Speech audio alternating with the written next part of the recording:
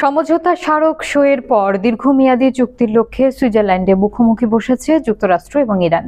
তবে আলোচনার টেবিলের পাশাপাশি ইরানের অভ্যন্তরেও শুরু হয়েছে রাজনৈতিক বিতর্ক। ইরানের সর্বোচ্চ নেতা মোজতবা খামেনি এক লিখিত বার্তায় জানিয়েছেন, সমঝোতা স্মারক নিয়ে তার নীতিগত আপত্তি ছিল। তবুও প্রেসিডেন্ট মাসুদ পেজেশিয়ানকে আলোচনার দায়িত্ব দিয়েছেন তিনি। একই সঙ্গে সতর্ক করে বলেছেন, যুক্তরাষ্ট্রের অতিরিক্ত কোনো দাবির কাছে যেন নথি স্বীকার করা না হয়। এদিকে প্রেসিডেন্ট পেজেশকিয়ান চুক্তিকে ঐতিহাসিক দলিল হিসেবে উল্লেখ করে বলেছেন, এটি শক্তিশালী এবং স্বাধীন ইরানের পক্ষ থেকে শান্তি ও পারস্পরিক সম্মানের বার্তা বহন করছে। অন্যদিকে কট্টরপন্থী গোষ্ঠীগুলো যুক্তরাষ্ট্রের সঙ্গে যে কোনো ধরনের ছাড়ের বিরোধিতা করছে। তাদের দাবি, হরমুজ প্রণালী এবং জাতীয় নিরাপত্তার প্রশ্নে ইরানকে কঠোর অবস্থানে থাকতে হবে। বিভিন্ন শহরে সমাবেশ করে তারা সরকারের মধ্যপন্থী নেতাদের সমালোচনাও করছে। বিশ্লেষকদের মতে সুইজারল্যান্ডে চলমান আলোচনা যেমন গুরুত্বপূর্ণ, তেমনই গুরুত্বপূর্ণ ইরানের অভ্যন্তরীণ রাজনৈতিক ঐকমত্য।